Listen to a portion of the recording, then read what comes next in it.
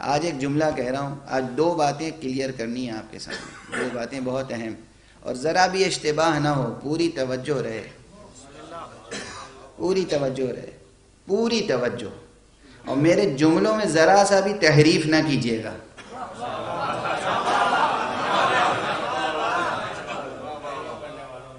پہلی بات تو یہ ہے کہ یہ جو غیبت ہے یہ مصلحت الہی ہے، اور اصل سبب کیا ہے؟ اصل سبب بہت سی مصلحتیں ہوتی ہیں، لیکن ایک بڑا سبب ہوتا ہے، بڑی مصلحت ہوتی ہے۔ وہ بڑی مصلحت دشمنوں سے محفوظ رکھنا ہے، بڑا سبب، بڑی مصلحت دشمنوں سے محفوظ رکھنا ہے۔ اس کے معنی یہ ہے کہ غیب میں رکھا گیا ہے دشمنوں کی وجہ سے، دوستوں کے لیے کوئی غیب نہیں ہے۔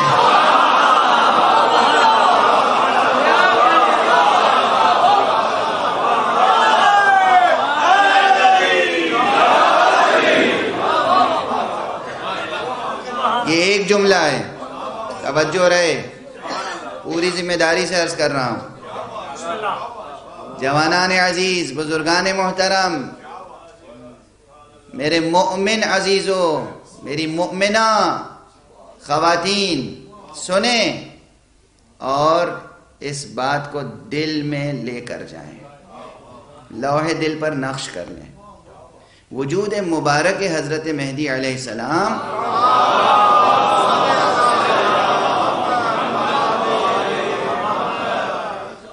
بے شک غیب میں یہ غیبت کبریٰ ہے، اس کے باوجود میں عرض کروں معاملہ کچھ اور ہے۔ غالب کا دیکھیں، کوئی سنگین بات سب سے لطیف پیرائے میں جب کہی جاتی ہے تو غزل بنتی ہے۔ غالب نے ایک شعر عجیب و غریب کہا ہے۔ غالب فرماتے ہیں، ملنا تیرا اگر نہیں آساں تو سہل ہے، ملنا تیرا اگر نہیں آساں تو سہل ہے، دشوار تو یہی ہے کہ دشوار بھی نہیں۔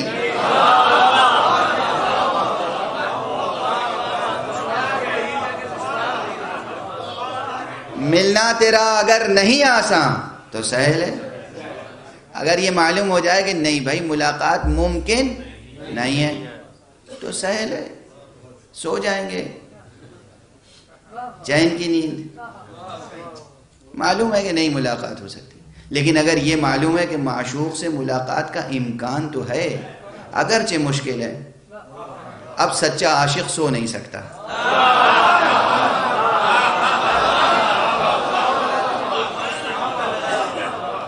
اگر یہ کہہ دیا جاتا کہ ممکن ہی نہیں ہے، آپ کچھ بھی کر لیں ممکن نہیں ہے،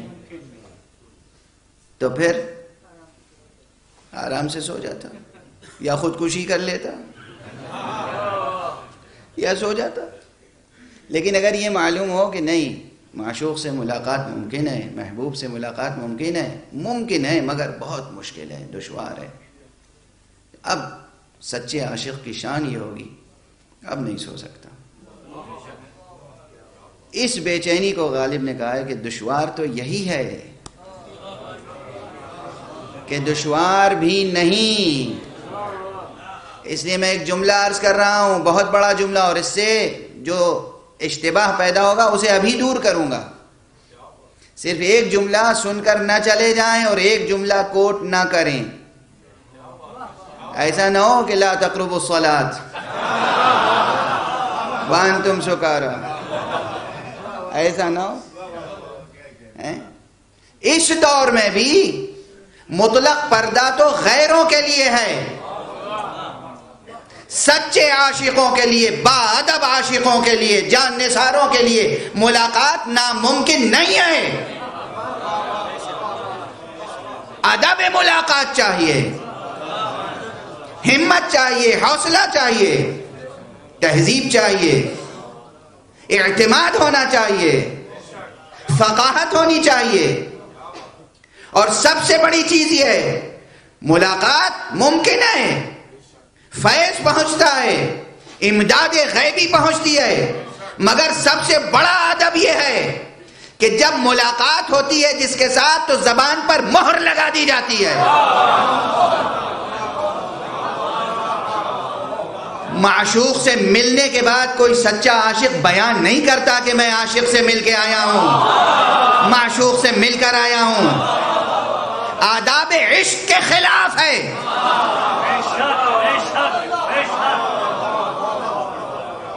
آداب عشق کے خلاف ہے یہ اعلان کرنا کہ میں ملاقات کر کے آیا ہوں، اور جبکہ خاص طور پر پابندی لگا دی گئی ہو، خبردار کوئی ہم سے ملاقات کا ذکر نہ کرے، اور حکم دیا گیا ہو اگر کوئی ملاقات کا ذکر کرے تو اسے جھٹلاؤ،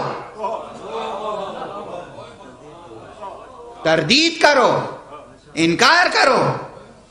کوئی کہے کہ میری ملاقات ہے امام سے، سمجھ لیجئے یا جھوٹ بول رہا ہے یا خیانت کر رہا ہے۔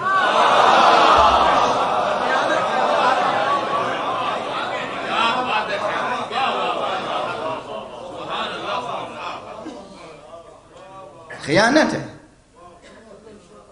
خیانت ہے۔ سادہ سی بات ہے، یہاں تو پنڈی میں تقریر ہو رہی ہے، کچھ ہمارے بزرگ بھی تشریف فرمائے، میں مصلحتاً نام ممبر سے لیتا نہیں، جنرل ہیں اور حضرات ہیں۔ اب ایک اسٹریٹجی ہوتی ہے، ان سے روز کا ملنے والا بھی ممکن نہیں ہے کہ برسر عام کہہ دے کہ میری تو ان سے روز ملاقات ہوتی ہے۔ جس دن اس نے اظہار کیا اسی دن اس کی ملازمت ختم ہو جائے گی۔ تم کو اس لیے تھوڑی رکھا ہے کہ تم بتاؤ کہ مجھ سے مربوط ہو۔ مصلحت کے خلاف ہے، مشن کے خلاف ہے۔ اس لیے دنیا میں کوئی بھی دعویٰ کرے کہ میں آقا سے ملتا ہوں، ملاقات ہوتی ہے، جو آپ کی حاجت ہو مجھے بتائیے، سمجھ لیجئے کہ وہ جھوٹا ہے، اسے جھٹلائیے۔ شریعت کا حکم ہے، حکم ہے شریعت کا، وہ جھوٹا ہے، کذبو، اس کو جھٹلاؤ۔ توجہ ہے، اس لیے کہ جب ملاقات ہوتی ہے تو زبانوں پر مہر لگا دی جاتی ہے، ممکن نہیں ہے کہ لب کشائی ہو جائے۔ امانت داری کے خلاف ہے، دیانت داری کے خلاف ہے، عاشقانہ آداب کے خلاف ہے۔ اس لیے ایسے حضرات کی فکر نہ کریں جو دعویٰ خود کرتے رہتے ہیں کہ مجھ سے امام سے ربط خاص ہے۔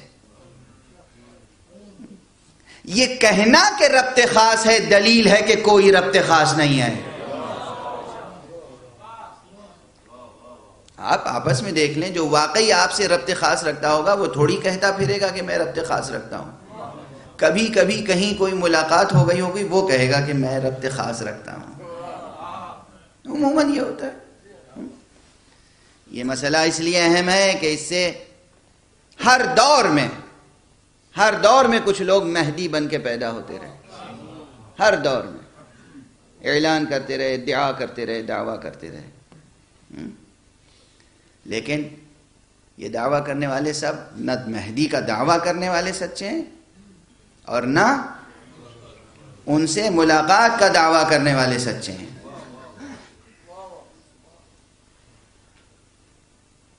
ہاں، جن بزرگوں پر لطف و عنایت فرماتے ہیں، کرم فرماتے ہیں، وہ بات معلوم ہو جاتی ہے،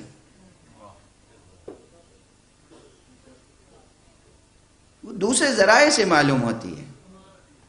خود وہ جب تک زندہ رہتے ہیں کبھی نہیں کہتے کہ میری ملاقات ہوئی ہے۔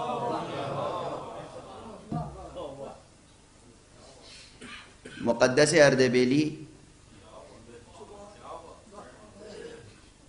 مشہور و معروف شخصیت ہے۔ مقدس اردبیلی معلوم ہے مقدس کیوں کہلاتے تھے؟ نجف اشرف میں رہتے تھے۔ اس زمانے کا نجف اشرف آج سے پورے 500 برس پہلے 550 برس پہلے نجف اشرف میں اس زمانے میں نہ بجلی تھی، نہ پانی کا یہ انتظام تھا، نماز شب کے لیے اٹھتے تھے کوئی بھی موسم ہو، اپنے ہاتھ سے کنویں سے پانی کھینچتے تھے۔ ایک مرتبہ نماز شب کے لیے اٹھے اور ڈول ڈالا کنویں میں، نکالا تو دیکھا کہ اس میں زر و جواہر ہے، کوئی نہیں دیکھنے والا ہے، رات کا وقت ہے، سناٹا ہے، جھنجھلا کے الٹ دیا، پروردگار میں پانی چاہتا ہوں، وضو کے لیے زر و جواہر نہیں چاہتا۔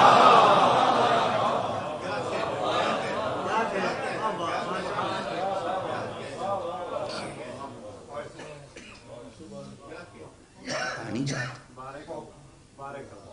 یہ زندگی کا ایک واقعہ، وہ بھی کسی شاگرد نے دیکھ لیا، چھپ کر دیکھ لیا تو بیان کر دیا۔ خود مقدس نے نہیں کہا کہ میرے ساتھ یہ واقعہ ہوا، کسی شاگرد نے دیکھ لیا تو بیان کر دیا۔ یہ مقدس حرم امیر المومنین علیہ السلام میں تشریف،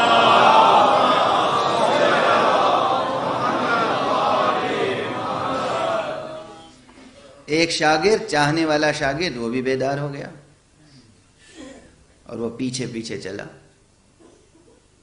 دیکھا کہ دروازے حرم کے بند ہیں، خود بخود کھل گئے۔ مقدس داخل ہوئے، زیارت پڑھی، سلام کیا، آقا کے سامنے کچھ سوال رکھے تو قبر امیر المومنین سے آواز آئی، مقدس تم اب مجھ سے آج یہ سوالات نہ کرو، اپنے وقت کے امام سے جا کر سوال کرو، جاؤ مسجد کوفہ میں محراب عبادت میں موجود ہے میرا بیٹا، ان سے پوچھو۔ گئے مسجد کوفہ تشریف لے گئے، سوال کیا، جواب ملا، پلٹے تو دیکھا شاگرد کھڑا ہے، کہا تم نے یہ کیا کیا؟ خبردار جب تک میں زندہ ہوں کبھی زبان پر یہ بات نہ آئے۔ توجہ ہے، خود نہیں بیان کیا، شاگرد کی زبان پر بھی مہر لگا، جب تک میں زندہ ہوں یہ بات زبان پر نہ آئے۔ توجہ ہے، تب انسان مقرب بارگاہ بنتا ہے، تب انسان امانت دار بنتا ہے۔ خواب میں زیارتیں ہوتی ہیں، محقق